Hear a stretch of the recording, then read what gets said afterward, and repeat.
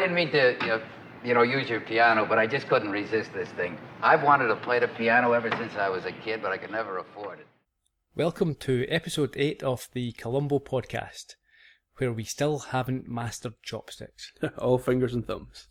Ian, good evening, how are you? I'm not too bad, Gerry. How are you? I'm not too bad at all. We're into season 2. We are. It's very exciting. Progressing, pushing ahead. Making progress, certainly. Making progress. Anything you want to say at the start of the show? Well, I think the start of a new season, maybe we should bring people up to speed a little bit with the whole concept of the show. Yeah, we've had a considerable number of new listeners, for which we're very grateful. Yep, brilliant to see. So there may be people that are jumping in this episode or previous few episodes and aren't sure of, what the purpose is and what the background is. Sure, I mean, the basics are obvious. We're going through Columbo from the start to the finish. We've skipped the pilots. We're aware of that. Please do not keep writing in to tell us. But there's a little bit more to it than that. We're not just simply going through them one by one. We're not. You are essentially watching this or watching the episodes for the first time. Yeah, I haven't watched these before. I'm a long-time fan, but not an expert. Someone who has merely enjoyed them over the years since I was a kid. Yeah, a long time ago. Not that long, come on. And so yeah, it's good to get your views, get someone who hasn't watched it before, get their views on the show and how it holds up in 2015 now. Yeah, that's the approach that we're taking. Yeah, that's the whole premise, and so far so good, I think. Mm-hmm. We have watched Ètude in Black. Generally enjoy it. I did. I wondered what an étude was. Yeah, we have we know someone who's a bit more up to date or a bit more knowledgeable with classical terms, and we also looked on Wikipedia. Yeah. So apparently, what is it? It's a study. A small piece of music which is used to practice because it's particularly difficult. So it's a practice tool, a practice piece of work to encourage improvement. There you go. That's it. Ian, you normally start with a summary of the show. I do. I've prepared a summary again this week, so if we just play the jingle.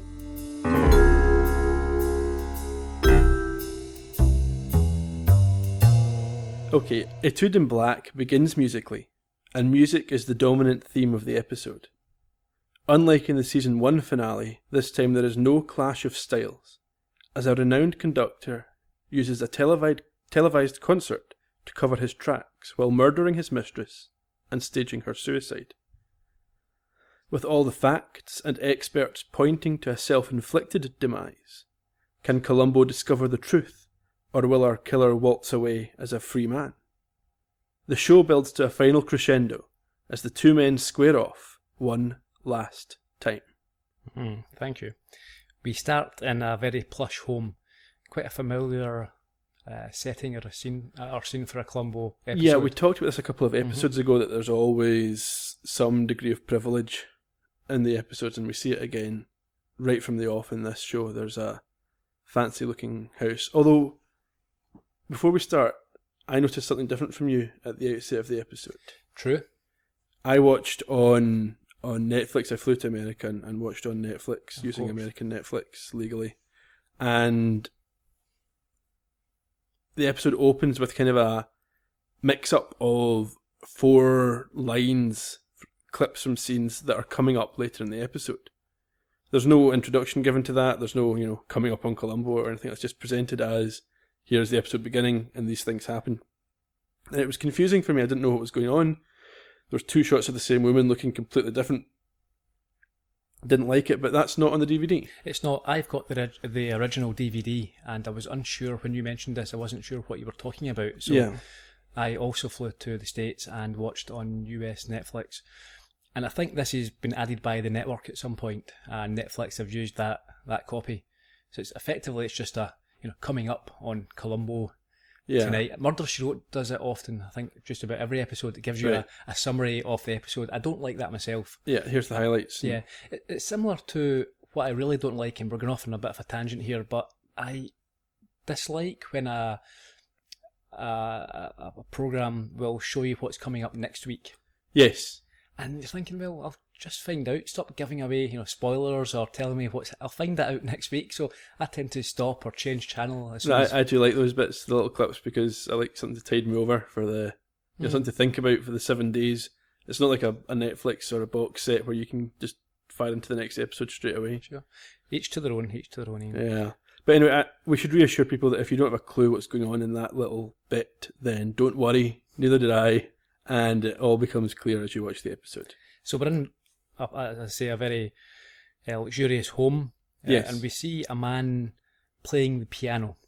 Yes, dissonantly, I would say. It's not really got a tune going, really.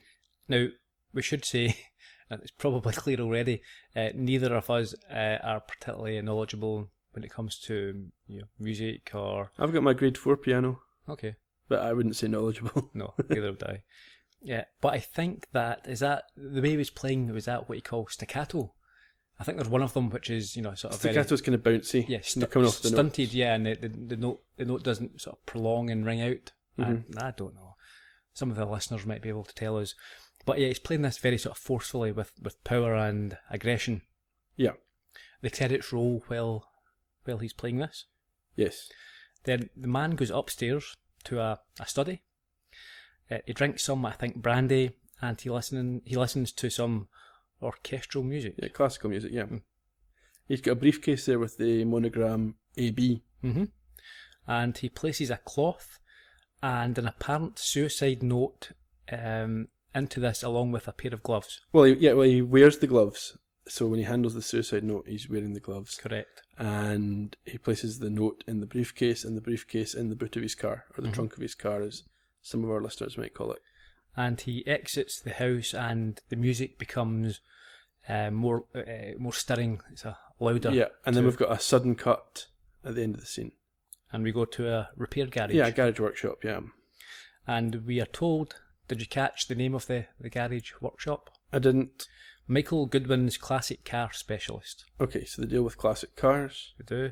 He's English, Cockney. I think. We got that. Was entertaining. I like the accent. No, he's not Cockney. I wouldn't say he was Cockney. He was definitely English. I think now that I'm thinking about it, is he North, perhaps Manchester? I don't know.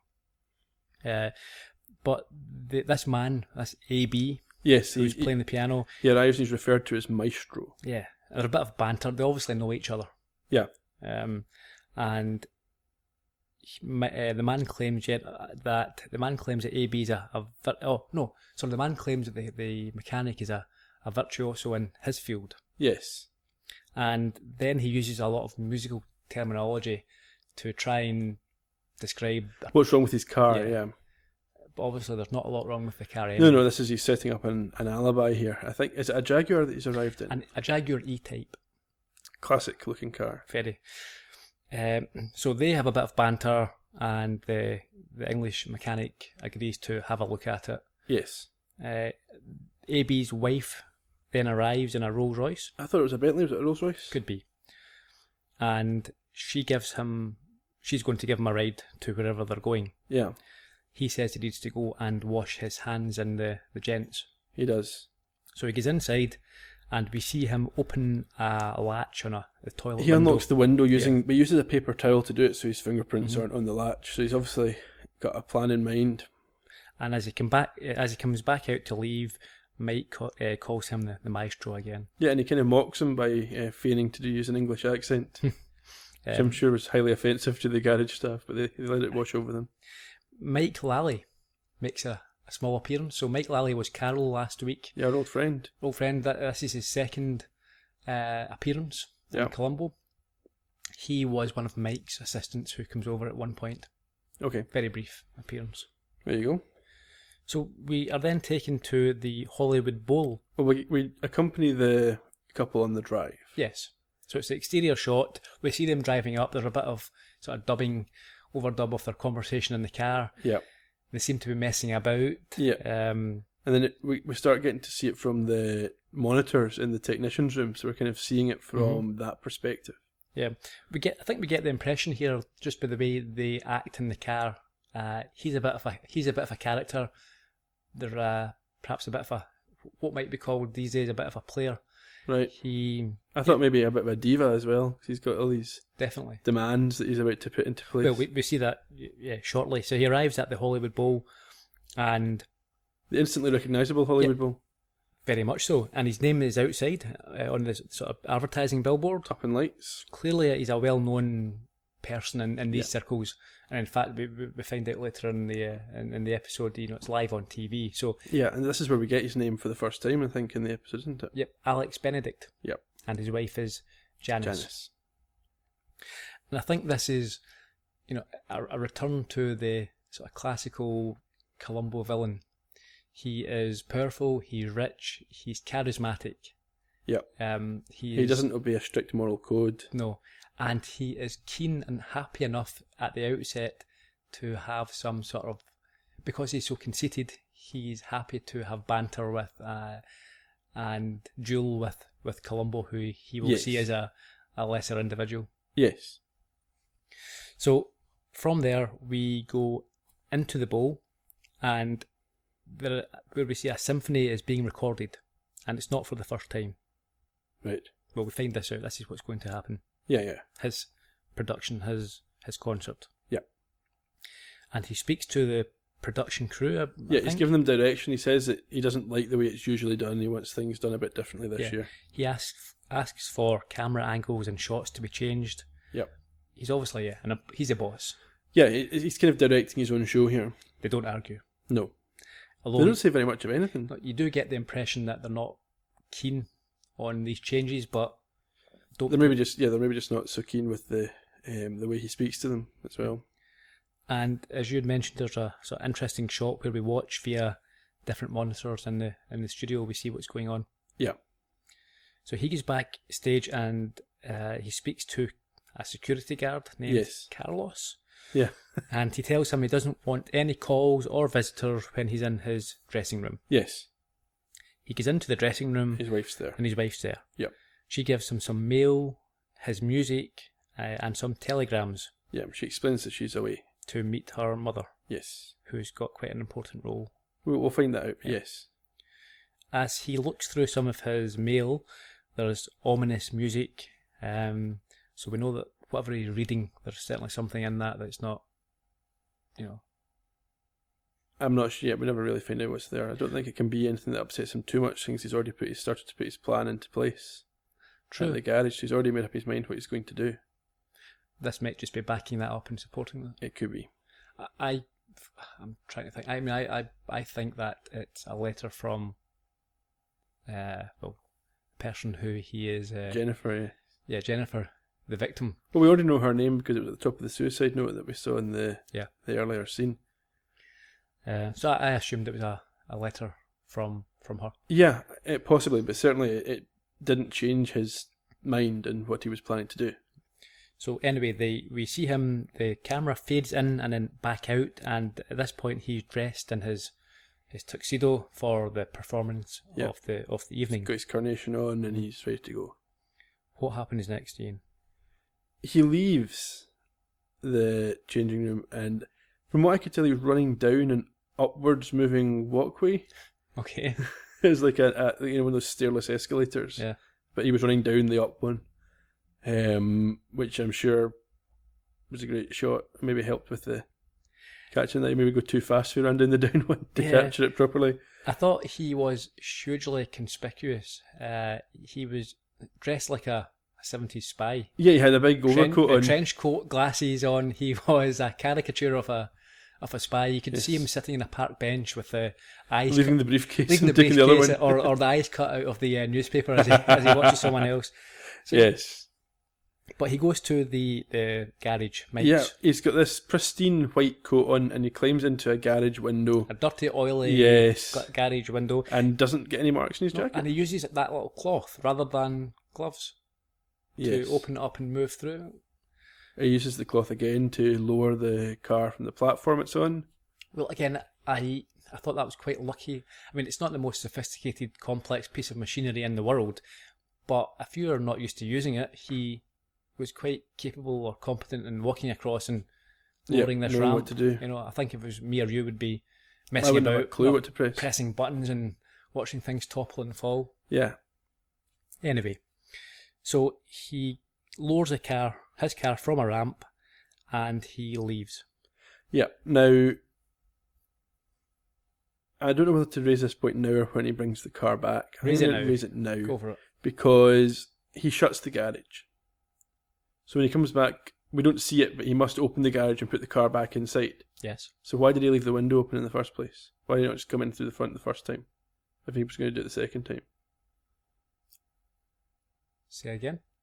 When he returns to the garage with the Jaguar, he must open the front door of the garage and drive the Jaguar back in, otherwise someone would know it had been moved.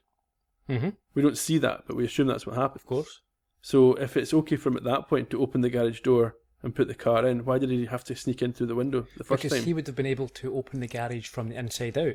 But he shut the garage again when he left with the car. But he may not have locked it. Maybe didn't. Yeah, maybe just shut it partially or something. Fair enough. That's a reasonable point. But I'm assuming that he didn't. Yeah, he didn't close it all the way and lock it. He just pulled it down. Maybe. Okay, that would explain.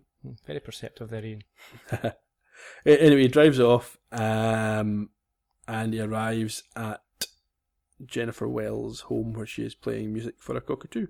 She seems to be playing excellently. She seems to be talented, yes. And she doesn't hear him arrive. He doesn't. He arrives unannounced. Obviously got keys, or she leaves the door open. And he approaches her from behind and puts his arms around her body and neck. Yeah, around her throat a wee bit, but she obviously isn't threatened by this. I think she's quite a confident person. Well, she's sort of startled at first, but when she relaxes when she realises who it is, and he asks if she was, upset, and she says no, the hairs were standing up on her neck, and then he says it's just sex or just the sex. It's a very odd line. There's something, there's certainly something going on between them, but I didn't really quite grasp the whole conversation that was happening here. No. I mean, effectively, what happens here, what we find or what we discover here, is that they've been having an affair. Yes. She is the lead pianist in his concert and his orchestra. She wants the affair to become public. She doesn't want to be a sort of mistress any longer. They each have a complaint to make. He doesn't like ultimatums, and she doesn't like being a secret mistress. Now, in several episodes of Columbo, the victim has done nothing to instigate or to encourage a murder. Yeah. In this one, she herself is putting. She's threatening him. Yeah. She's blackmailing him. Yeah. Well, she has essentially said if he doesn't divorce his wife, she'll create a scandal of their love affair. Yeah. That's the words he uses. Yeah. When you blackmail someone, from what I gather from books and movies, you're putting yourself in a position where... You're playing a dangerous game. You are. And she lost this particular game. Yeah, well, essentially, yeah. But she says that, that she believes that he doesn't have a problem in hurting his wife, Janice. Well, should we listen to this bit of what she says? You look a little funny. Well, it's a marvelous choice you've given me, to divorce my wife or you'll make a scandal out of our love affair. Alexander, I'm right, and you know it. I know that. You told me that. Darling, I know you. I know you're not really afraid of hurting Janice. You're just reluctant to lose her mother's backing. And all that money. Don't worry. You're a genius. Yes. You'll always have everything. You're just a little weak, deep inside, and all you really need is me. And I need you, because I'm the same. See? And that's why I had to make you decide. So clearly she thinks that she's the one he loves. So she's confident in that. She is maybe a romantic who thinks that love will conquer all and that he will ultimately choose her because that's how things are meant to be. He doesn't agree. No. He asks her to play the piano. Chopin? Yep, and he wanders off and puts on his white gloves, his ominous white gloves. Oh, yeah. He's either going to kill her or referee a snooker match.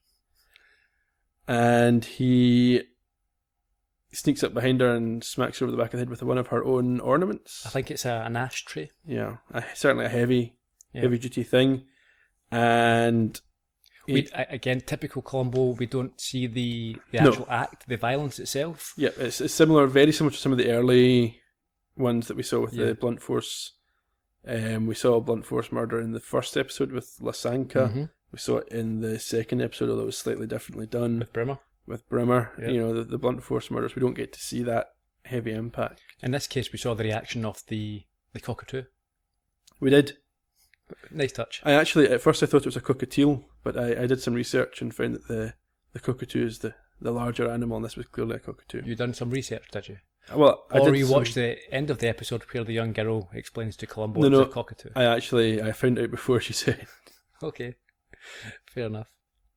But anyway, yes, so having killed Jennifer, he decides he's got to... Well, he doesn't decide, he's already got his plan in place. He's going to move her through to the kitchen and turn on the gas from the oven, presumably to give the impression that she killed herself by gassing herself.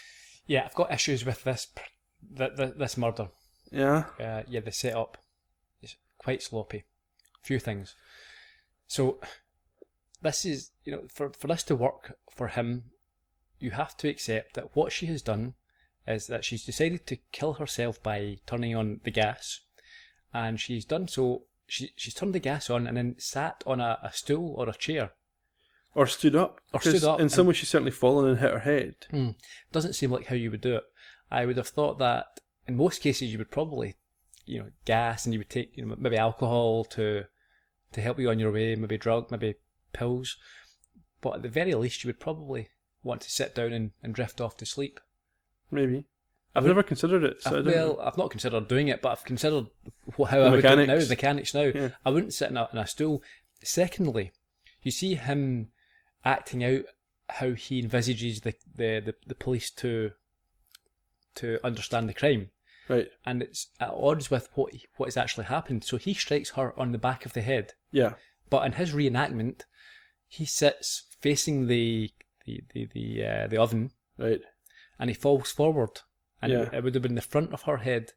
In this case, that would have cracked off the cooker. So it's not the most flawlessly executed plan. No. It's not the most flawlessly conceived plan. But then we've seen that before as well. All the way back to first episode of the first season with Franklin's deeply flawed scheme. He leaves a suicide note he takes out the suicide note from his briefcase and he winds it into the typewriter. I've always, if I was a detective, any suicide note which has not been handwritten immediately would arouse suspicion. Yes. In my mind anyway. It's a very personal thing, and it's the first indicator of foul play. Well, certainly it raises a doubt because it can't be verified in the same way that a handwritten note could be. So you would be asking questions, I would imagine. It would certainly be a red flag. And as he leaves the scene, we see that he has dropped and left a lapel flower from his suit on the floor, just under the piano. Yeah, under the piano, and the cockatoo is furious because presumably it's about to die from the gas as well. The cockatoo can smell it. Yeah. At this point, I shall quickly tell you about the main guest star.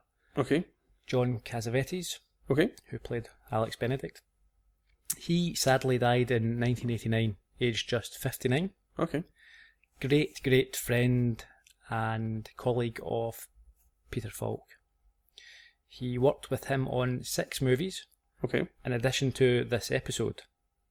He was a writer, he was an actor, he was a director who wasn't mainstream Hollywood. So he'd done his own thing, quite independent, a bit arty. His films, I believe, his movies were documentary style. They weren't documentaries, but were filmed in that way. I think he was trying new techniques and a lot of improvisation. So not your mainstream blockbuster movies. I mean, his name certainly rang a bell for me. I couldn't place it. I couldn't have told you where I knew him from. He directed 3 Oscar-nominated performances. He was married to Gina Rowlands, one of only 8 men to be nominated for an Oscar for Best Actor, Writer and Director. Impressive. Very impressive. He was known for the Dirty Dozen, Rosemary's Baby, which is obviously a Roman Polanski film, also starring Ruth Gordon, who we will get to in another Columbo episode. Okay. And films such as Husbands, which starred himself, Peter Falk, and another Columbo director, Ben Gazzara. Ben Gazzara, friends with those two chaps, and directed 2 Columbo episodes. But not yet. We've not come across him yet. Okay. We move on next to back to the Hollywood Bowl. Well, before that though, when he's going back to his car, you see a small child and a dog. Yes, playing on the grass. Yeah. And he notices her, and I suppose he's quite worried that he might be seen. Yeah, but she doesn't appear to look round. Not apparently. Or apparently not. And he swiftly walks on. Mm-hmm. Like a spy. Yeah, he doesn't look conspicuous at all. No. His big coat and his sunglasses. And a tuxedo underneath. Yeah. Yeah, it's a stereotypical murdering gear. That's what I would wear. And at this point, we don't see him return the car to the garage, but it must be done because he gets back to the concert. Obviously.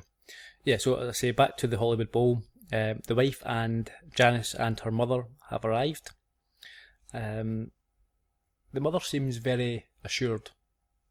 And as we discover later on, she is, in her own right, a rich and powerful woman. Well, we already had that impression from Jennifer saying it in the previous scene. She is backing him financially. Yeah. So, wealthy woman.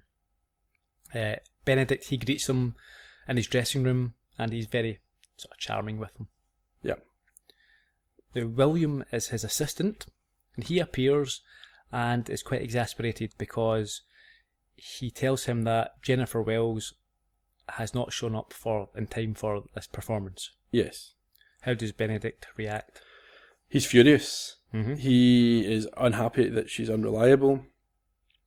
He asks his assistant to call her. He says that Jennifer had no sense of time. Yeah, he indicates this is not the first time this has happened. So he gets the guy to call her and he can't get through. The line's busy. That's a key. He picks up the phone himself, I think. No, yeah, after that then he goes to cut. He calls the operator and asks her to cut in. Yes. Which irritates his wife because he knows immediately the phone number for Jennifer Wells. I would suggest perhaps more than irritation.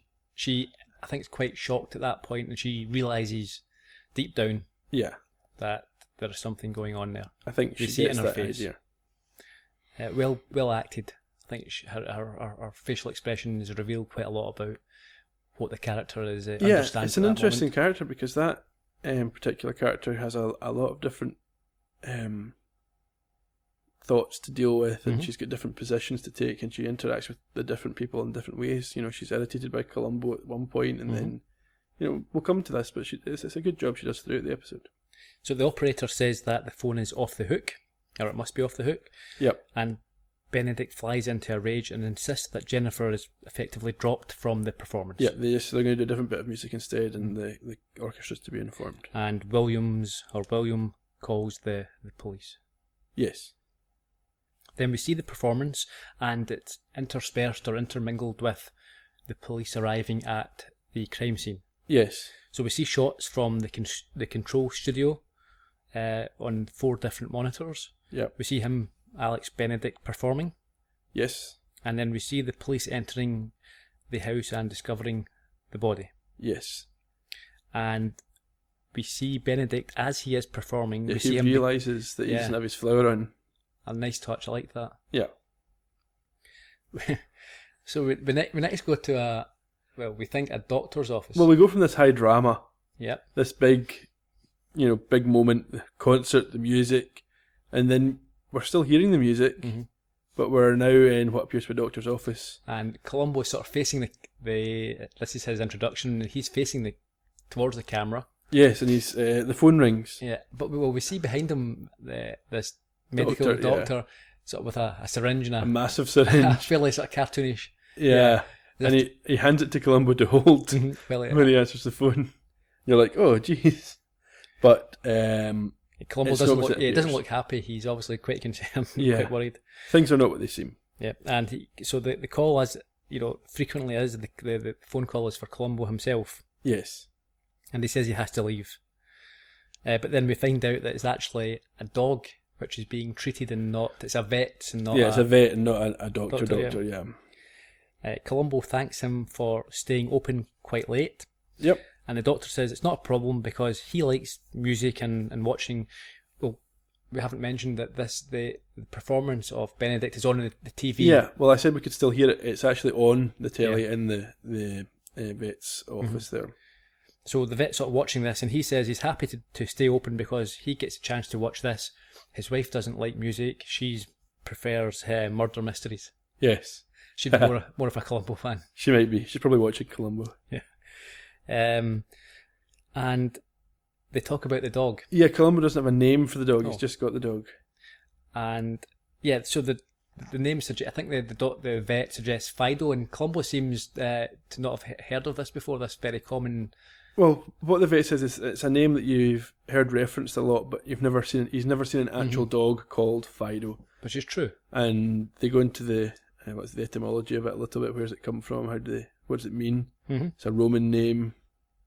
And Columbo doesn't seem opposed to it, but I don't think he's convinced that this is the name for this dog. No.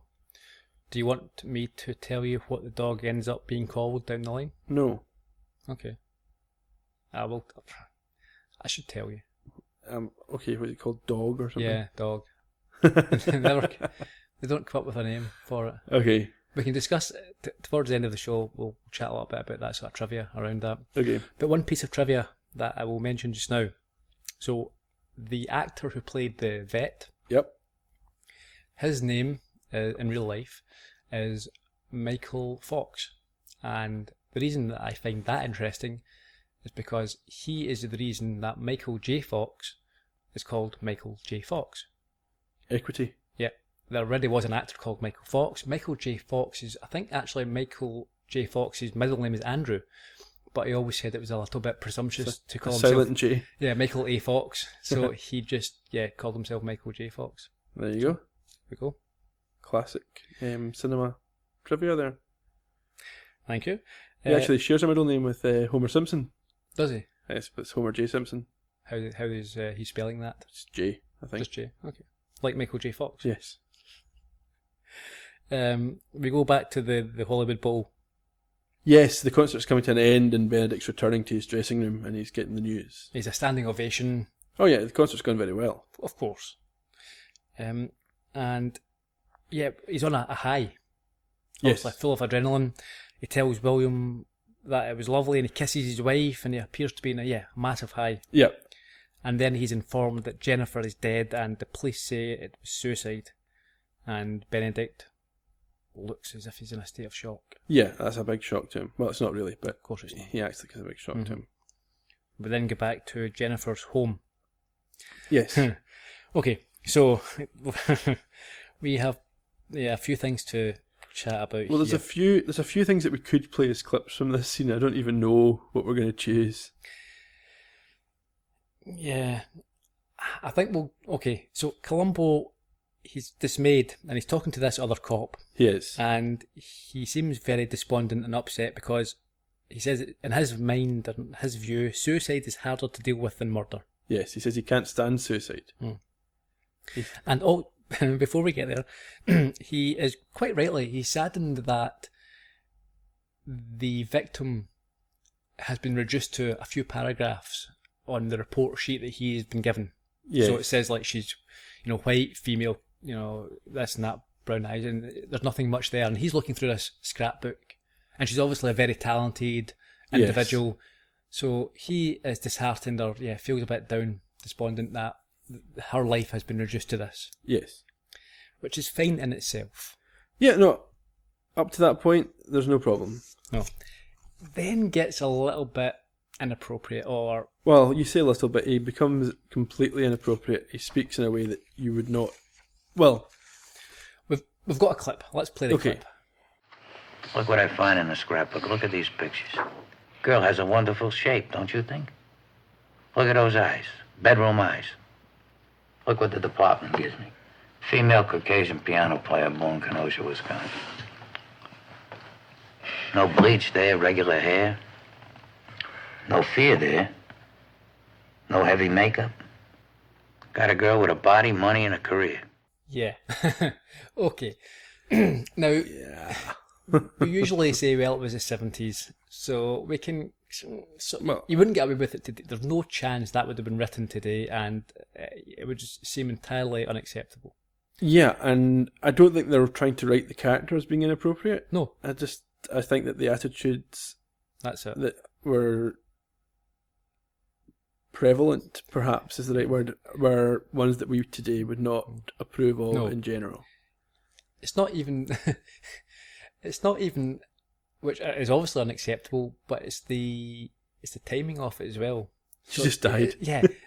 He's not just talking about a female. Yeah. He's talking about a dead female who's lying in front of him, or was in front of him recently, or has just recently perished. Yes. And he's talking about her wonderful shape and her bedroom eyes. And I think, the fact that she'd a body and yeah. It's like, would he be happier if it was an ugly girl that had died? well, you get the impression that he might not have had this conversation had she not been quite so physically appealing. Yeah. But hey, remember the 70s. Yeah. Yes. He also takes it one other step further. Today, you might have used the word misogynistic, but I'm going to defend him here. He's not a feminist. No, a cop in the 70s, it would have been unusual. But he thinks that there was something missing in her life.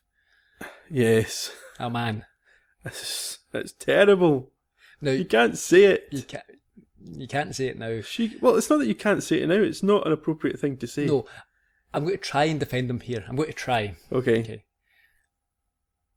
I don't think that he was implying that she needed a man. I think that because she was successful and talented and beautiful and wealthy, that she wouldn't have a partner. Now,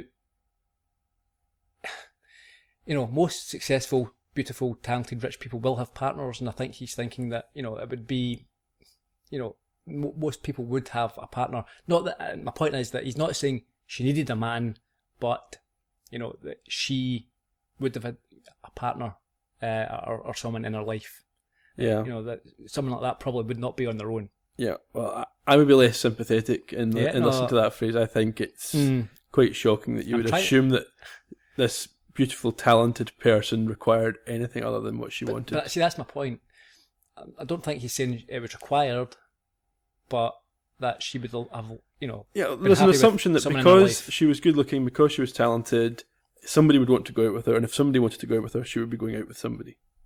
Yeah, but I think it's fair to say that the assumption would be that she herself would have wanted to have a partner. Maybe. So, yeah. Okay, it is an assumption. I will leave it there. I've done my best. Yes, I mean, the next thing we see is that the bird's dead, which is distressing to Columbo. I think this is one of the things that kind of tips him off a little bit. Mm-hmm. Because if she loved this bird, why would she allow it to die? He hears the dog barking in the car. He does.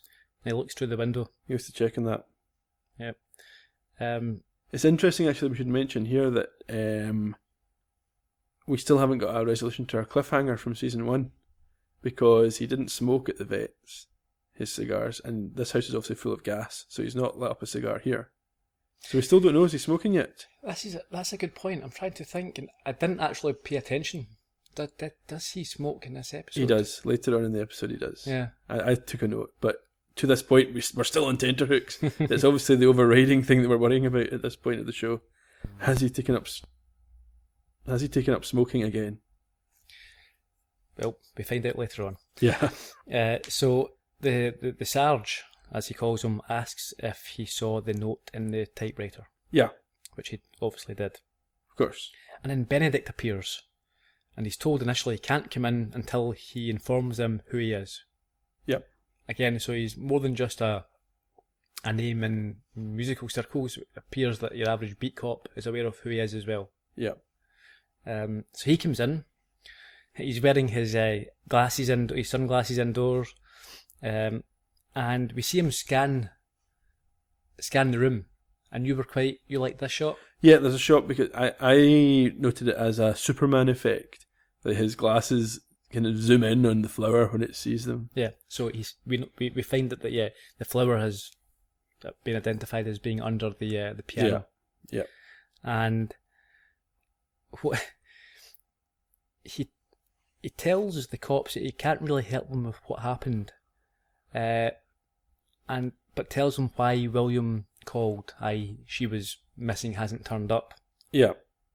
He then takes off his overcoat with a dramatic flourish. Yes. If you're trying not to attract, I like the way he does it, but I would have thought that had he just simply taken it off, placed it on the floor, and then brushed against it to drop it and pick it up, would have been less obvious than some I sort was of thinking he was maybe going to try type. and drop it on top of the flower and pick the two of them up together. Yeah. But instead of that, what he does is It creates attention. and then he picks up the flower and puts it on. He waves it like a matador. Why would he not just put it in his pocket? Yeah.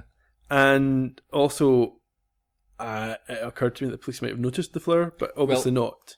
No, but that's a good point. I thought that myself. If they were aware that that was there, and they hadn't touched it, because you don't touch crime scenes, and he can't have known whether they'd noticed it or not. So he's essentially went in there and just like picking things up. He would have been in trouble from the outset. Yeah, but anyway, Columbo does see him putting it on, but he doesn't see him acquiring it, so to speak. Mm-hmm. Columbo comes over, approaches him, and tells him he's a big fan, and he bought his latest album, and that him and his wife love it and play it occasionally. Yes, and he doesn't seem to recognise the album at first. I think Columbo has to give him a bit more information. Well, I think what happened was Columbo says that he bought his last album, and he mentions his last album, and Columbo says, no, it wasn't that one. So he's obviously not a huge fan, because he doesn't realise what the latest album is. Yeah, it's an older album. Yeah, an older album. And then Columbo, he lifts up the birdcage. Yes. And it's not funny, but when we last saw the bird, it wasn't draped in its there wasn't a cloth or a cover over it. Yeah. So someone's come in like a dead body and placed a cover over the birdcage out of respect. Yes. Because he lifts it up and says, "Oh, that's terrible, isn't it?" And places it back down again. Nice little touch. Yep. And Columbo asks if he knows why Jen might have taken her own life, and he says that he only knew her in a professional capacity. Yeah, but the artists are fragile and all this. Well, he falls into the trap, the Columbo villain trap. Rather than just keeping his mouth shut, he starts to give supposition and theories as to why someone might have died. Yeah, he should have said, "I don't know." Or not shown up, but then you had the flower. Mm-hmm. So I suppose that was why. And Benedict also at this point tells Columbo that his wife dropped him off at the Hollywood Bowl as his car was in the garage. Yes. So I'm not actually. I think they've had to force that line in there, because it should have come up really in. Yeah, it was a bit incongruous, really. But they had to tip Columbo off to the whole plot. So yeah, it was fairly clunky, I think, that. Yeah, but I suppose it's the same, killer can't stop talking. We've seen it before. And Benedict tells Columbo to ask if there's any problems and any help that he can provide. I think at that point you get Paul Rifkin barging in. Yes. And he's agitated, he doesn't believe that Jennifer would kill herself. He's very upset, but Benedict calms him down, and he leaves. And then shortly after that, Benedict leaves. Mm-hmm. And there's media outside the house, obviously. Yeah. Well, Paul, just to take a step back there, Paul, I think he actually says she would not have killed herself. Yeah. So this is one of the first things, I suppose, puts the first. Well, he already can't understand why a girl of such beauty, would kill herself. Yeah. So that thought has been augmented by this chap Paul insisting that she would not have killed herself. Yes. Yeah, and then as you say, Benedict leaves the house, and there's a news crew filming him. It's a TV crew. Yes, and this is an important part of the. Yeah, so clearly either Jennifer was high profile enough by herself, which is most likely, or they knew that he was there, or both. Yeah, and they ask him for comment, and he doesn't speak much. He gets a one-liner. Some point later. Yeah, time passes. We don't know how long, but Columbo's just about to. Yeah, he leaves, and he finds the. Well, I'm trying to think. Does that work in terms of time frame? So it was dark when he left. Yep. when Benedict left, Yes. Columbo leaves later. Yes. Why is there a young girl out? That's outside her own house. I don't think it can't be too late. I mean, I would imagine that we don't know what time of year it was. I don't think. He doesn't say whether it's a winter concert or anything like that. I don't think. So if it's winter time, it gets dark fairly early. It could only be like an hour and a half later that Columbo's leaving. Mm-hmm. She reprimands him for... Yes, for leaving his dog quite locked rightly, in the car. yeah. Yes. So he's been in there for perhaps a few hours. The dog's been left in the car. Windows have been rolled up. Dog could have died. Could have died. But we find out that the girl was friendly with Jennifer. Yes, she has some vital information to share. She does have. What's that? Well, first of all, she knows the name of the cockatoo. Mm-hmm. It was called Chopin. She helped look after it, which points out to Columbo that the well-being of the cockatoo was important to Jennifer. Yes. Which is it kind of goes with his already faint misgivings about the death of the cockatoo. Little things that are bugging him. Yeah. She's got a few other bits and pieces for him, little tidbits, but that's the main takeaway. That's the big one here. And then he asks her about the name for the dog, whether she likes Fido. She's unimpressed with this unoriginality. Yeah. She's unimpressed with Columbo generally, I think. She's not blown away by his status. No. In any way. She's quite precocious. Yeah, very. And Columbo tries Beethoven. He tries Beethoven, but yes, this is obviously predates the Beethoven movies. By probably about 20 years. Yeah, so we can't accuse him of being unoriginal with that one. No. But I don't think he's convinced with that name either. We go back to the Benedict home at night time. Yes. So he arrives home. Janice is on the couch. She's taking sleeping pills. Yeah, this is one of the scenes that we saw a shot for in that sort of messed up opening bit that I saw. She is obviously perturbed by the telephone number incident.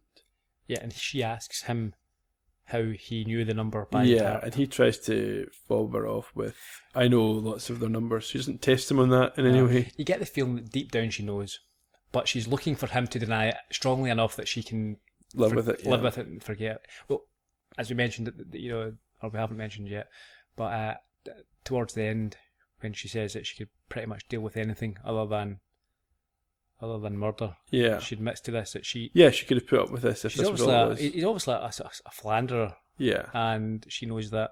They both know it, but there's a love there. Yeah, it's perhaps something that she's prepared to put up with. I don't think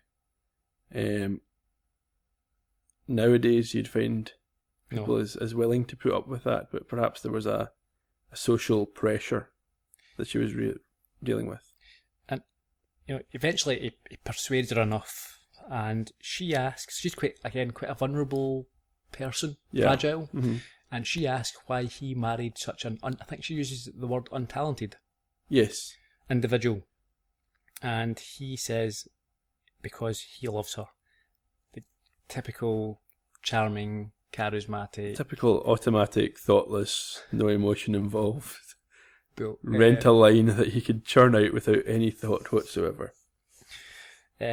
We go to the Benedict home. Well, it's the same place, but it's the next day. Next day, yes. And Columbo arrives. And he's greeted by a familiar face. Yes. Well, how familiar was it? You didn't know who it was when I asked Ellen. Well, I wasn't really paying too much attention at the time, but clearly it's a well-known actor. So it's a member of Benedict's staff. Yes. He appears Japanese in origin. Yep. And it's in fact Pat Morita, who everyone knows from as Mr. Miyagi from The Karate Kid. The original Karate Kid, yes. The original Karate Kid. And Arnold from Happy Days. Right. He's quite excitable, and he isn't sure who Columbo is, but he races upstairs to get Benedict, who comes down. Mr. Benedict, and he comes down. I don't think he's quite ready for the day to begin, but he's on his way down the stairs anyway.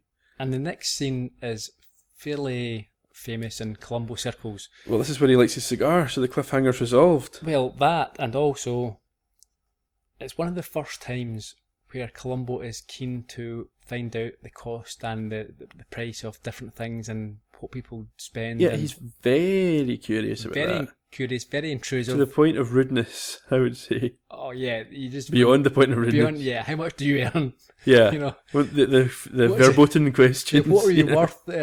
Yeah, how much is all your material possessions worth? Yeah, but one point is we guessed Columbo's salary. Well, we thought it was around 10,000, 11,000. Yep, and it's $11,000. Yeah, may have been 10,000. So it might have been 10,000 the previous season. He's had a pay rise because the show did well. I think we have I think we need to play a clip here as Columbo asks about how much he's worth. Yeah, okay. Anyway, what I was going to ask you is this: how much do you make? I think that's very impertinent. How much do I make? Tours? I don't know. Concerts? I don't know. Publishing? I don't know. Et cetera, et cetera. I make $11,000 a year. So at $11,000 a year, I got $750,000 for the house, $18,000 in taxes, $200 in furniture. How much help do you have? I have 5, including the garden. You got that, and the money, plus. 11,000 times 10 years, 110,000, 11,000 times 100 years, 1.1 million. Well, let's say 900,000. That's 90 years' work for me just to live here, without eating. I actually taken a note saying Columbo's acting a bit odd, but perhaps there's a method to his madness. I think so. When he initially met Benedict in this scene, he said that he forgot to ask. There was something he wanted to ask last night, and that's why he's here. Yes, yeah, it's an unusual one because it's not immediately apparent what he wants here. He asks all these questions about money, and then he gets an autograph for his wife. That's what it is. Yeah, apparently the wives of the cops down the station like to compare trophies from who they've met, but that's not convincing to me as a reason for Columbo to be there. So, why was he there? I think this is one of the scenes which doesn't really forward. I'm trying to think if it forwards the plot in any way. I don't think it's. I like the scene. It's nice, but I'm not sure if in what way we learn anything. He works out the value of the house. We knew he must have known he was a very rich. Yeah. There's nothing. Yeah. I don't think there was anything in here that progressed the investigation, and it was a very unusual thing because normally, even when he's doing something weird, you feel like Columbo's got a method or has a plan or he's working something specific out. Okay, so at this point, actually, it's probably worth talking about the fact that this episode was longer than all of the episodes in season 1.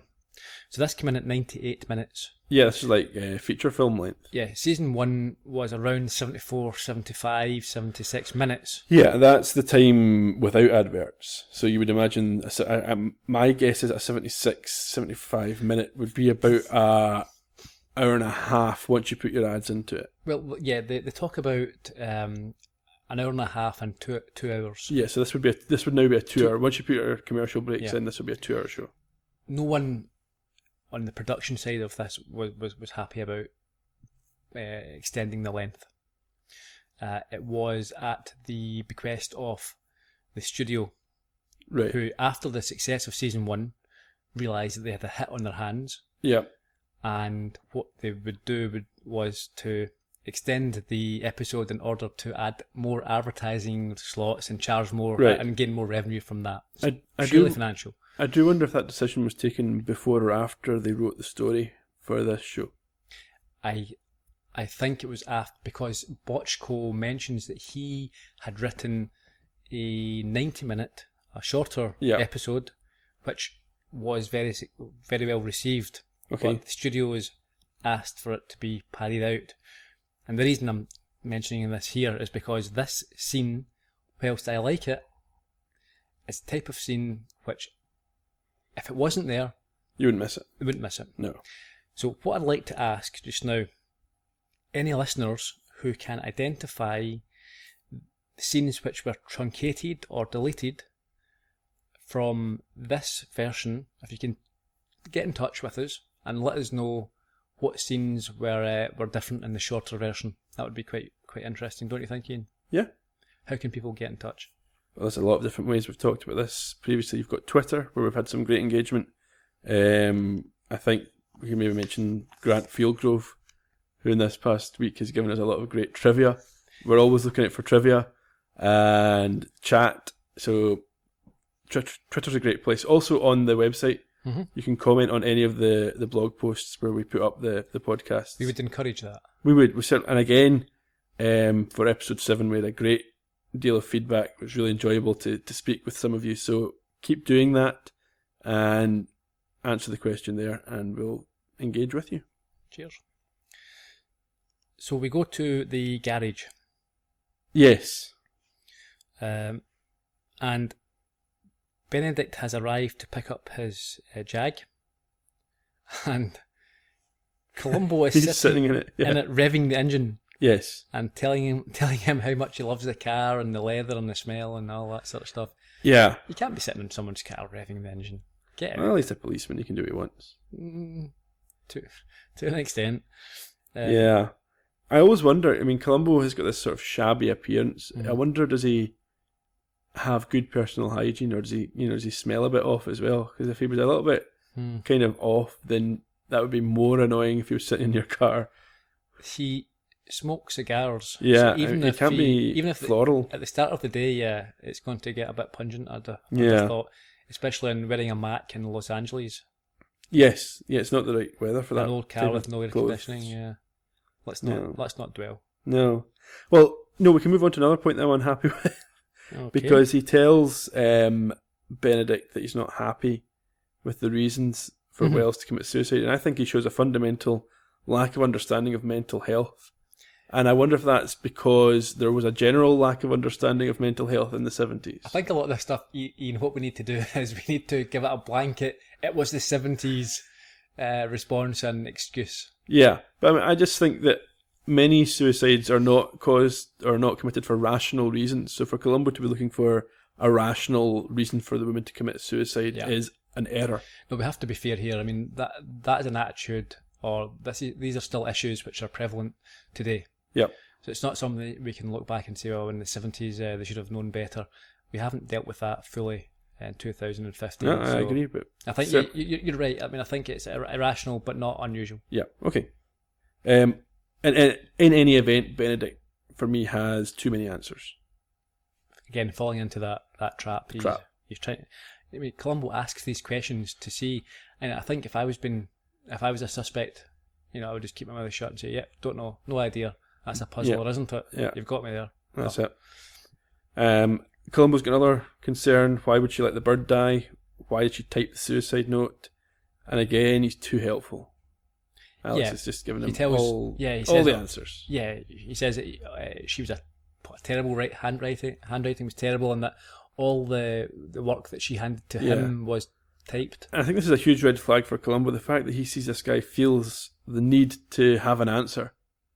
That's got to be a warning sign for Columbo. This guy is not what he seems. Benedict, he sort of towards the end of this scene, he taunts and challenges Columbo. He does a little bit. As he drives off, he says, "What possible reason is there for her for someone to kill her?" So he's reversing the question. So he can't understand why she would kill herself. Yeah. So what's the motive? Why would someone else want to kill her? And fair play. I think that's a reasonable reversal. Yeah. If he doesn't have a motive, then what's he doing? Anyway, after Benedict drives off, Columbo's not quite done, and I think again this is maybe one of these sort of bits of padding. Yes, he talks to... Well... There's a few times in this show where I think scenes don't quite end where you expect them to. They just kind of carry on for a few more minutes. Yes.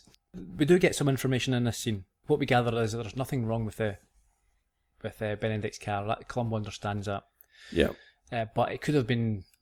It didn't have to have its own little... I think in season 1, the scene would have ended when he drove off. I mean, there's a lot of humour injected into it as well, where they talk about the shabbiness of Columbo's car. Yeah. We've not heard that before. We next go to a restaurant. Yeah, this is an interesting little scene. Again, it's kind of irrelevant to the investigation of the murder, I would say. Yeah. This is this is a scene that we could have done without. Yeah, it doesn't. I mean, it's self-contained. It's not referred to again out with the scene. I guess it adds a little bit of background information, but nothing overly compelling. No. So the mother and Janice are having lunch. Yes. And they meet a chap called Everett and some other associate of his. From the American News Service. Yeah, they appear to be in the newspaper business. Yeah. And Everett is also on the board, the sort of symphony board with Janice's mother. Yeah, this appears to be some kind of... it's a bribe. I was going to say it's a well-funded organisation. Oh, sorry, so yes. But what she does here... She's about to bribe this guy not to make a fuss about the She's going suicide. to donate some money in Jennifer's Wells's name, but in doing so she requests...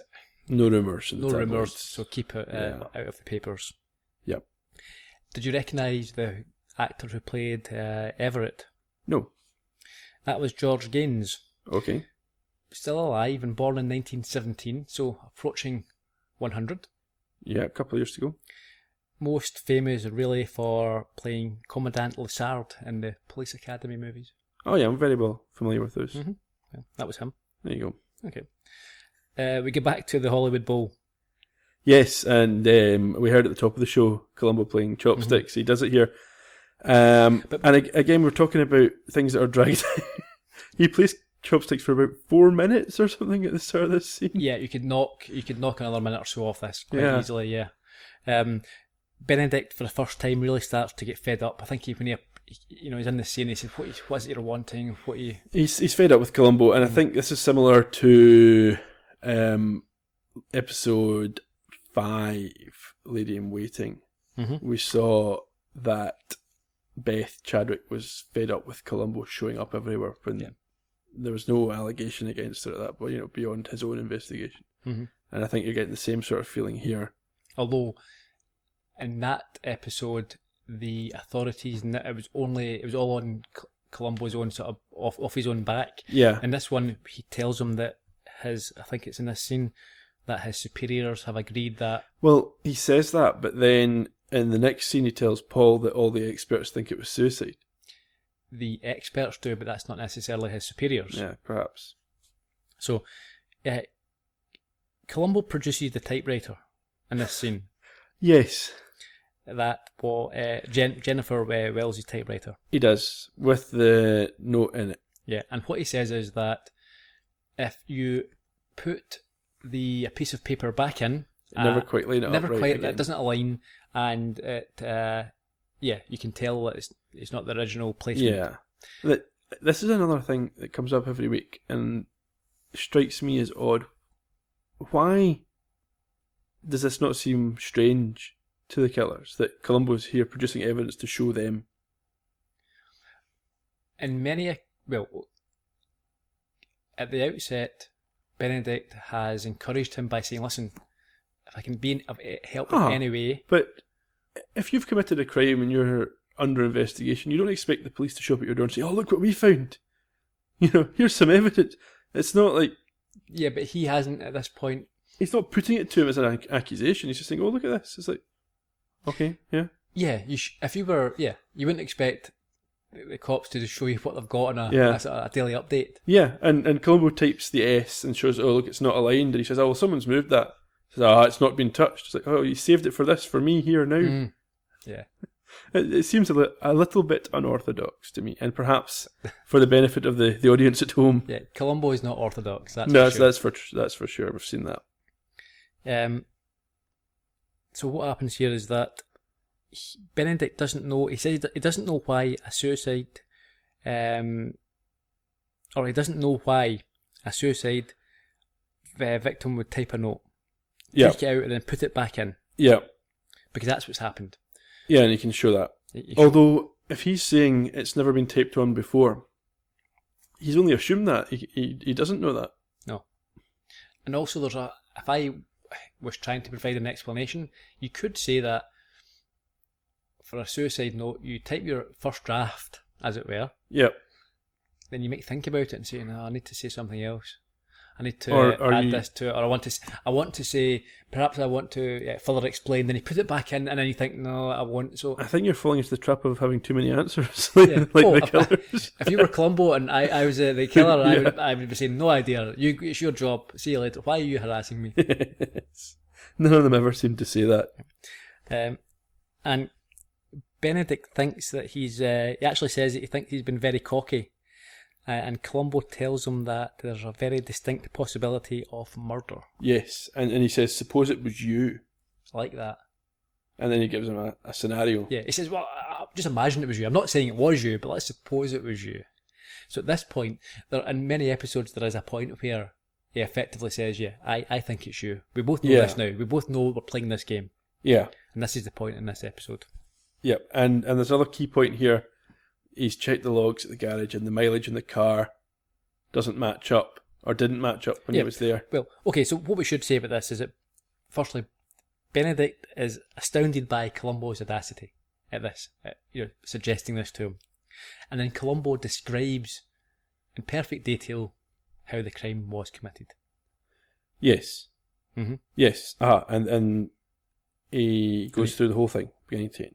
And he mentions this, as you say, this mileage situation. Yeah. Now, explain that. What is the situation with the mileage? So, the point Columbo makes is that when the car was taken to the garage, the mileage was recorded. By the garage. In a logbook of some kind. Mm-hmm. And the next morning, when it hadn't been anywhere, Columbo obviously arrived, we saw him sitting in the car, and the mileage was 9 miles higher, which is exactly as far as it would have had to be for him to go from the garage to Jennifer Wells' house and back. And Columbo confirms to Benedict that he has driven this distance, and that is the mile. Yeah, and he says that the staff in the garage don't remember driving the car. And Benedict says, well, they're a bit hazy in that, that's not evidence of anything. The other thing that would concern me is I don't know that Columbo has any proof of what the record is. Is it just his word for it? Is that going to be enough evidence? Of what? That the mileage was 9 miles higher? Because it's subsequently been driven off. So, Columbo saying, it was 9 miles higher, is that proof? It's just him saying he could say that. Unless he recorded it in some other way. Well, unless the garage records it. Yeah, because that's what would happen. An exit mileage. Yeah, and it makes sense. So you give a luxury car to a garage. Your suspicion will be they're going to mess about with this. Bomber in the town, innit? Yeah. So they'll say, what we'll do is we'll record it when it comes in. Record it when it goes out. So you can see that. But in that case, then, they would certainly remember if they had taken it for a spin. Well, you would think. Columbo's kind of vague on that. Mm-hmm. It's maybe not clear whether he's actually asked them or if he's just kind of pushing his point here. And then he does an actual one more thing. One more thing. Yeah, can we listen to it? Because this is a good one. Oh, listen, just one more thing. I know you don't agree, but at least I've convinced my superiors that Jennifer Wells was murdered, was not a suicide. And they've officially assigned me to the case. That's my specialty, Homicide. Brilliant. We go to the jazz club next, or a jazz club. Yes, we've got the fellow Paul who was so agitated. He's a blonde-headed fellow. Yeah, he burst into the crime scene or the death scene earlier on, looking very upset, but now he's a bit more calm. Yeah, he's playing the trumpet with a band. They're practicing. The club's closed. Yeah, but they're just obviously practicing. He seems like what you would call one of these sort of 70s jazz cats. He talks about bread. You'd expect him to say man at some point. Yeah. He talks later on about, smoking some weed or grass or whatever. Yeah. He's quite a chilled jazz 70s guy. Yeah. And Columbo says to him that everybody else thinks it was suicide, all the experts. And this is one of the times where we've seen before, Columbo gets quite stern when he has to. So this guy is quite a fragile guy. And he says, tell me, what do you think? Tell me. He doesn't get the response he's looking for, Columbo, here, which is frustrating for him. And it's not the only time it happens in this episode. But what he does say is that he had a relationship with Jennifer. Yes, but that he'd been kind of shoved aside. She broke off the relationship with him because she met he used the word important man. Important new man. And Columbo wants to know what that means. Did it mean important because he's an important person in society, or important to her? Yeah, he's also trying to prod for a particular answer. But Paul doesn't know. No, and I think we also learned that she kind of kept seeing Paul on the side a little bit. Well, we learn that he confirms that later. Yeah. That he was still seeing her. So we go to the tennis court of the Benedict house. Yes. And Janice, the wife, is playing with a presume a coach, yeah. So they finish off and Columbo introduces himself. Yes. Okay, so we have some trivia here. Okay. The actress was Blythe Danner. Does that mean anything to you? Rings a bell. Okay. Blythe Danner is the mother of A-lister Gwyneth Paltrow. Very well-known movie star. And in this episode, she is in fact 5 months pregnant with Gwyneth at the time. So it's Gwyneth Paltrow's debut appearance in Columbo. Well, it's yes. She this is her first time in front of the camera, although you can't see her. There you go. But in this scene, if you look out for it, you'll notice when she comes over, she comes off the court and they go to a little gazebo type thing to have some drinks, and she's standing side on, and you can clearly see the bump that she has, and I think she's aware of it because she puts her hand and her jumper, her sweater, right, covering it up a little bit, but you can definitely see the pregnancy bump in that particular scene. I wasn't paying that close attention because I wasn't aware of it, but I'm sure the listeners will be able to look out for that. Yeah. So just on that, I mean, she was in lots of things over the years. Recently, Meet the Parents, Will and Grace, Meet the Fockers. She's a Tony winner for Butterflies Are Free, and I think she's the first woman to win, or the first person even to be. She won 3 Emmys in the same year. There you go. 2005. So, in this scene, it starts off fairly friendly, but ends in a sour note. Well, she gets irritated quite quickly. Yeah. They talk about the flowers. So yes. He admires, she produces, or she gardens. What's the word I'm looking for here, Ian? I'm not sure. Well, she tends the garden anyway. She grows. Oh, right, okay, grows. I didn't realise it was something so simple. She grows flowers. Yeah, she grows flowers. I thought that was another word for it, but no, she grows flowers. These carnations. Right. Yeah, this was actually, believe it or not, the first time watching the episode, this was the scene when I suddenly thought, oh, I wonder if there's footage from the concert. And there was, as we'll find out. But yes, they're talking about the flowers, things are fine, but Columbo kind of prods a bit too much. Well, just before that, just to clarify, she confirms that she grows these flowers for Benedict to wear in the concert specifically. In his performances. He always does that. It's one of the things he does. Columbo then explains that, firstly he says he wants to talk to people who knew Jennifer intimately. Yeah, that word is a little bit... And she provocative. Very provocative, and she sort of closes up a little bit and asks why she thought that, or she says that he kept a professional distance. Yeah. So that Alex or Benedict would not... Yeah, well, she's repeating the lie that he told her. Mm-hmm.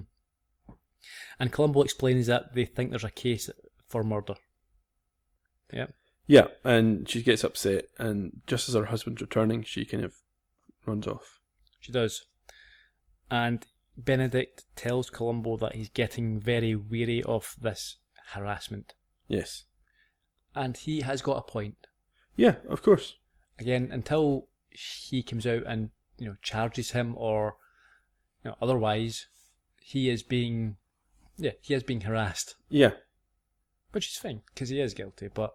Yeah, but he's not happy about it, as he wouldn't be. And Columbo tells him that he heard Jennifer was having an affair and thought that he might know something. Yeah. Again, he is letting him know without, in so many words, that he knows what's going on here. Yeah, without prodding him with a big stick, he's kind of giving him the nod there that he's got the information. And Columbo leaves, and we go back into the Benedict house. Yep. And Janice and Benedict are having lunch at the table, being served by a staff member. And she wants to know what Columbo was after.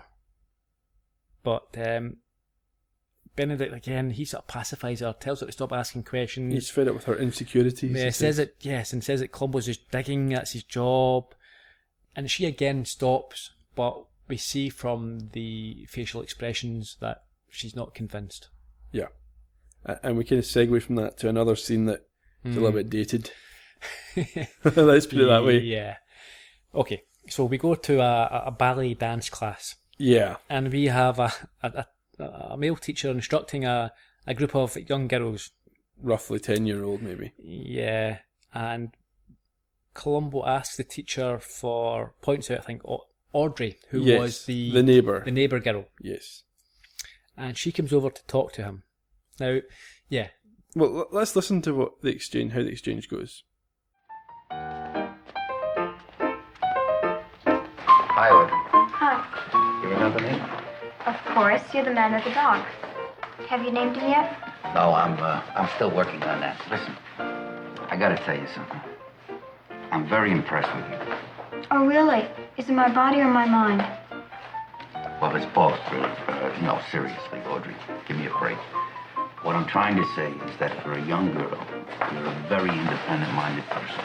Don't bother with any male chauvinistic compliments. Yeah, okay. You've got to admire her spunk here. She's got a little bit of precociousness about her. She kind of has a little bit of almost an adult sensibility. She knows how to handle people. She does, but really, I do feel uncomfortable. I don't, about a sort of a pre-teen age girl. I suspect in the 70s this would appear innocent. Yes. Listen, I don't believe anything other than that, but it's just, watching it now, you're thinking, whoa. Yeah, there's so many... Talking about her, does he, is he impressed with her body? It's just not the fact that he doesn't even get embarrassed or dismiss that no is the other thing. But I think we can maybe brush over it slightly. And we've already, again, 70s. 70s. File this one under 70s, and oh dear. We'll move on. She does say that she can identify the man who was there on the day of the death. Columbo's happy with that. Which is the critical point. She says she'd recognise him again. Yep. He thinks he's got the case wrapped up at this point. Oh, he knows she's going to point out Benedict. It's all going to be done. Back to a recording studio. Yeah, I had the impression this was somewhere in the Hollywood Bowl, but maybe not. Possibly. There's probably doesn't make any difference. Yeah, we come to a shot of Hitler. Yeah. So we go from one scene of an uncomfortable scene to Hitler. And Benedict that makes everything okay. Benedict is conducting a score for what looks to be some sort of, I think you propaganda. Said that's a propaganda. And given this is the 70s, let's assume it's a documentary rather than a propaganda video. Okay. So Benedict is conducting. Yep. And Paul is beside him playing the trumpet. Yes. Columbo arrives with Audrey. And Benedict, he says, enough's enough. Yes. He's completely at the end of his tether with Columbo. Mm-hmm. But Columbo says to him, Audrey here saw a man leaving Jennifer's home on the day that she died. And he asks Audrey if the man is in the room and can she pick him out. She says yes. She says yes. Columbo says, fantastic, go over and do that. She does that and she picks out Paul. And Columbo's dismayed. Utterly. And the scene ends. Yeah. Not what Columbo was expecting. No. Following that, we go to, it's a board meeting, or a boardroom, and it's the symphony board. Yeah? Yeah.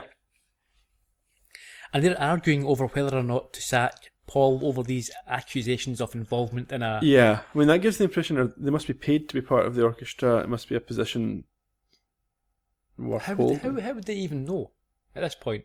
So think about it. Paul, in that previous scene... Because he was just pointed out in front of the entire orchestra, who are all there recording. But the board members aren't part of the orchestra. Board members don't hang about with the orchestra that day. They turn up, a board of this type of organisation are involved in all sorts of other walks of life and turn up perhaps once a month and to offer their services. I suspect they're maybe on alert. She's paid this bribe to keep the story about Jennifer out of the papers. She's maybe concerned that the police are still kind of sniffing around. I wonder if there may be just an emergency committee meeting convened. Okay, let's assume that. I think Janice's mother, she's chairing this. She's at the head of the table chairing this. Yes. And Benedict arrives. Oh, he's here to put on a show. Well, he arrives under the pretense of supporting Paul. Yes. But in actuality... he's trying to kind of hint at... He's planting... Yeah. Or he's providing information about past indiscretions. Yes. And he tells him that he was in jail in the past. And they apparently have to try very hard... Oh, to pry the information out of them. But he tells them in the end that it was for assault. Yes. Where do we go from from there. We then go to a one-on-one meeting with Paul and Janice's mother, with Columbo in the background. Yep. So she's explaining to Paul that he should be grateful that Benedict has given him his support. Yeah. But Paul rightly is not, he doesn't see why he should be grateful, because he doesn't. Yeah, he doesn't recognise the story that Benedict's told doesn't really tally with Paul's memory of what actually happened. And the first thing is, when there's a mention of his dubious past, his initial reaction is that it was to do with smoking grass. Yeah. And I think he says, if I smoke some grass at the end of the night, it's just like you drinking gin during Prohibition. Yeah. She tells him not to be cheeky about her age. Yes, he does. And then he confesses that he loved Jennifer. The note I've got is, Paul loved Jennifer. Angrily, it seems. Yeah, he says he didn't kill her because he loved her. Yes, right? He's furious. But he admits outraged. there was the day he was there the day that she died. But there was no answer when he went to the door. He didn't go in, and that was it. Yeah, and that they were still seeing each other, but the other didn't know who the other man was. Yeah, and Columbo kind of backs him up and says he doesn't think that Paul killed her. Which is, again, odd. This should be one of the prime suspects. So she's been ditched for another guy. Yeah. And he's got a motive. He says he's he got loved opportunity. He He's was placed there. at the scene. Yes. But it's the same thing we see with Columbo time and time again. He's got his narrative. That's all that matters. Mm-hmm.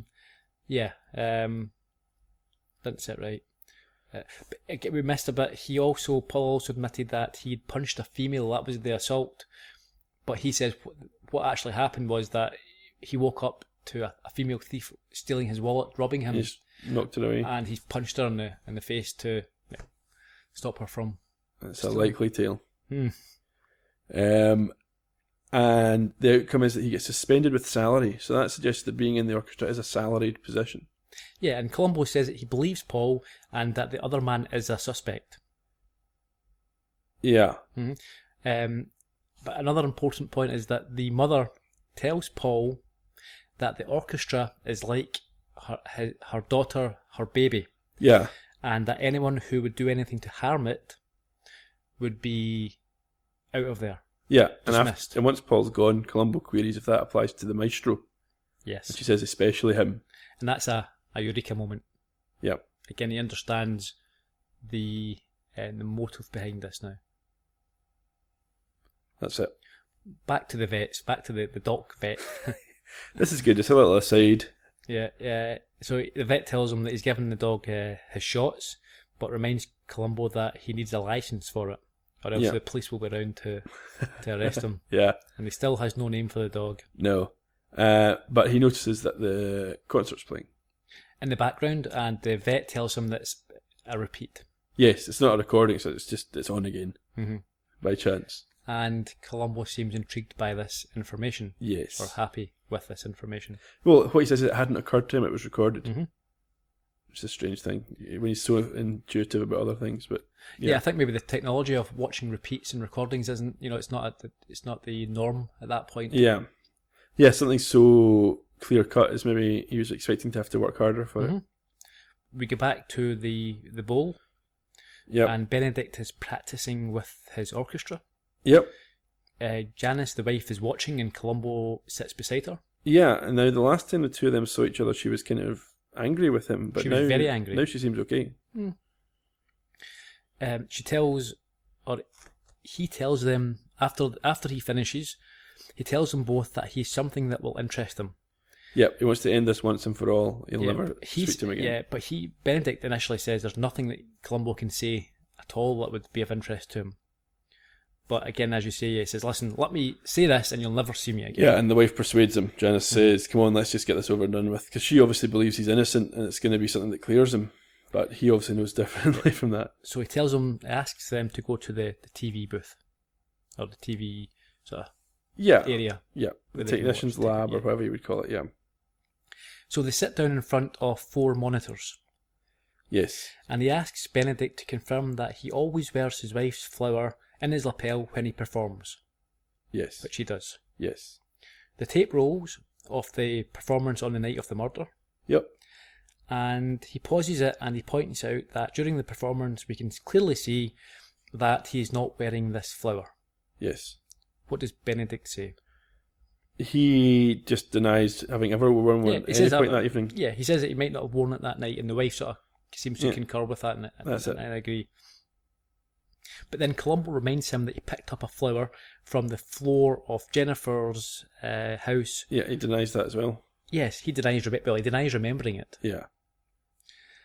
So then Columbo cues up the video from the television report of him leaving the house wearing the flower. Columbo accuses him at this point of murder. Yeah. Yep, saying that he must have been there earlier in the day. Yeah, I think this might be where we can listen to a good quote. There's the flower. Now that's plain as day. Where did it come from? I don't know. What difference does it make? Well, on the tape at the concert, you weren't wearing a flower. Now on this film coming out of Mrs. Wells' apartment, you have a flower. Where did it come from? Are you actually trying to pin this murder on me with that? Yes. I love how blunt Columbo is. He just says yes. It's great. He's not beating around the bush there at all. He is of the opinion this guy did the murder, and that's that. Benedict claims that he must have put on the flower after the show. Yeah. And in the dressing room. In the dressing room, and Columbo presses that with the wife, who can't back it up. No, at this point she didn't. She can't. She's not willing to support him any longer. No, and I think she now thinks he must have killed her. Yeah. Benedict asks to speak to her alone, but she refuses, and she says that she could have stood for anything but murder. Yeah, so presumably infidelity or... Well, this is what we mentioned earlier. Yeah, all these things. She knew that he was cheating on her, but she was not happy, but she would tolerate it. She would tolerate it, but she has her limits. And murder's it. Yeah. And he confesses to her in her whispering in her ear. Yep. Says he loves her. So, it's a happy ending in that sense. But then he speaks to Columbo, gives him a bit of respect, one maestro to another, calls him a genius. Well, firstly, he says this is humiliating. Yeah. But he says he's a great detective, and he must have known from the start. He understands that Columbo knew from the start. Yeah. And then we get a little bit more padding. Sorry, just to confirm that, he shakes his hand and he says, "Goodbye, genius." Yeah, that's it. One maestro to another. Yeah. And then we get what I felt was a bit of a padded ending. Well, Columbo apologises to Janice. Yep. And she says that she's sorry. Yep. Sorry for believing. I think it's not sorry to Columbo, but she's sorry about the whole. Yeah, the episode. whole thing happening. Yeah. Yeah, and the fact that she knew how she was being treated. She's just sorry to be involved in this situation. Yeah. General regret. Yep. And it ends with how Columbo asking for the. He wants to watch the concert again. Yeah. He likes the music. He's going to watch it one more time. And he sits down. Yeah. And the credits roll. So there we have it. Yeah, that was an interesting episode. Obviously, we talked about it being longer than usual. Mm-hmm. There were bits where we saw there was padding, but it didn't feel like it dragged. I didn't feel like it's just going on for another 20 minutes. It was fine. Yeah. But I don't think they took full advantage of the opportunity of the extra time. They didn't do anything more or new than they'd done previously. They just did extra of what they'd already done. I think what I mentioned earlier can be seen to be true, in that it's for financial reasons only. The studios have asked. It's not for creative purposes. It's for financial means and gains. Yeah. I mean, I would say it was a fun episode, though. I enjoyed it. It was a good episode, but I just feel like with the extra time, they could have done something a bit cleverer. Yeah. A couple of bits of trivia, perhaps, before we head. Always a good way to finish. So this season 2 saw the goodbyes, or saw the end of Link and Levinson being involved in the day-to-day production of Columbo. Okay, so obviously their baby. They created the character, created the TV show. They left, so they're effectively just consultants. Were they happy to leave? Yeah, they wanted to do other things. Right. So they set it up, sent it on its way, pointed it in the right direction, and then sail off. Dean Hargrove took over. Okay. He is well known. I've mentioned him before, but he's been involved in a lot of murder mystery drama productions over the years. This is where he cut his teeth. And the dog, I will mention the dog a little bit. We did talk about it very briefly, yeah. The dog was foisted upon the production crew by the studios. Right. They insisted that the character had another trademark, as it were. So Falk and the rest of the guys weren't happy. They said, listen, he's got his cigar, he's got his Mac, he's got his persona, Yeah. he's got the car, Yeah. he's got his catchphrase. Yeah. He doesn't need anything else. The studios actually wanted to assign him a partner. Right. That wouldn't have worked. Bochco and Lincoln Levinson had been fighting against this, but they eventually said, okay, what we'll do is we'll give him someone to work with, and they wrote in Dog. Right. Didn't even bother naming it. Didn't even bother naming it. Dog doesn't actually, he is in several episodes, but he's not a regular character. It's not a speaking part. Not a speaking part, a barking part. Right. Look forward to that. The original Dog died fairly early on. It was an older dog, so what they did was they obviously purchased another Basset Hound, and as is true, they put aging makeup on him. Brilliant. To make him look like an older dog. Brilliant. Also to extend the life of the character. And the second dog's still alive today. Very much so. And he is in fact now performing in the West End of London. No, he is the assistant head of Universal Studios. There you go. Yeah. Learn something new every day. Not a lot of people knew that. Where are we then? That's us. Well, we can thank people again because we've had, like we said earlier, some great engagement this week. Fantastic. And hopefully going to see some more of that this week. We really enjoy that. Please, like we've said before, rate us. If you want to review. You don't have to just rate us on iTunes. We would love that. It makes a big difference, not just for our egos, which do need the little bit of pampering, but also because it helps more people find out about the show, hear us, and that helps the show generally. So if you could do that, we'd really appreciate it. We would. Next week, we are on to episode 2, season 2. Okay. The Greenhouse Jungle. Well, that sounds like a complete departure. And you will see a familiar face. Excellent.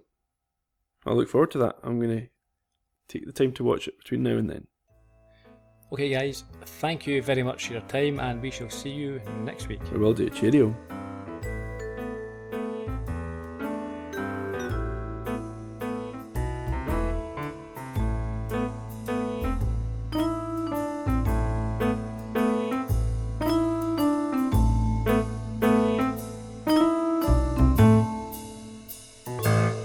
Have been listening to the Columbo podcast from Heard Yet Media.